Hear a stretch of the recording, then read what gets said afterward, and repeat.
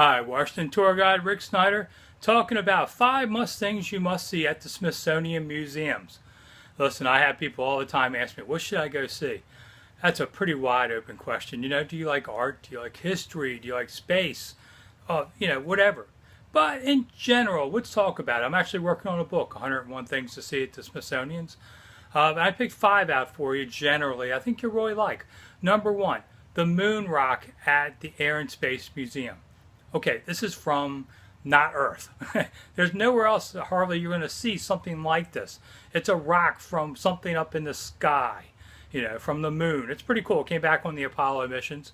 And it's there. You can see it up close. It won't radiate or kill you or anything like that. But it's really cool to see a moon rock. So go there, Air and Space. Number 2, the Star Spangled Banner, the flag that you sing about every time you sing the national anthem, is at the American History Museum. Real nice layout. It takes just 30 seconds to go by and see it, kind of in one of the main lobbies. But it's pretty cool when you go, say, can you see? This is the flag that you can see. Number 3, this is a little different. There's this place called the Hirshhorn Museum. It's on the National Mall. It's a big round one, so you'll see it from a distance. Right next to it is a sculpture garden filled with lots of unusual things. And one of my favorites is the Burghers of Calais, like Calais overseas.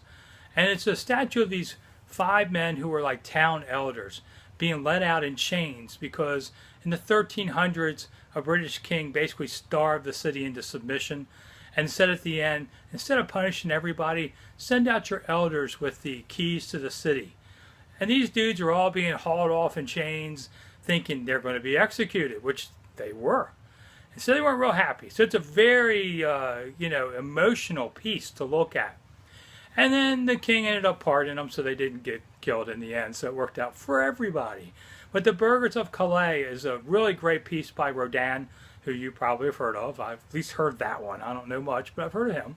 And it's well worth seeing. And if you turn around from this piece, there's a tree right there. You'll notice pieces of paper being tied to the branches.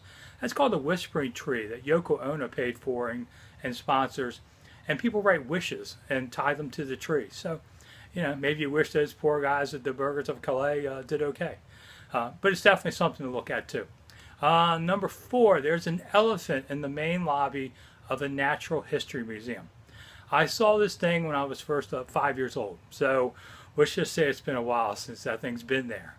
And I don't know, I have a feeling that if I come back in 50 years from now, or somebody does, he'll still be there. It's just kind of cool. It's a huge elephant.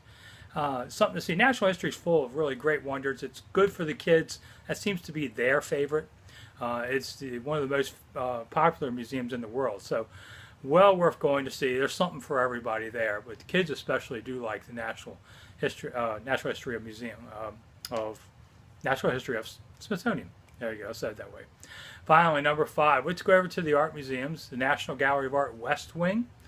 And that's where they keep a lot of the old masters, including one painted by Leonardo da Vinci, Ginevra da Benci. Kind of looks a little bit like the Mona Lisa, and that's a painting of a woman. We don't know much else about her or it, but it's kind of cool, and it is a da Vinci, the only one in North America. So it's kind of cool. You'll walk around the gallery and see the Van Goghs and go, all the great people that we've heard of at least. You don't have to know much about art to really appreciate this museum. So it's well worth seeing. So there you go. There's 5 things to see at the Smithsonian. There's only, thousands and thousands of things to see, but you'll enjoy it. So 5 things to see at the Smithsonian. Thanks for coming to Washington.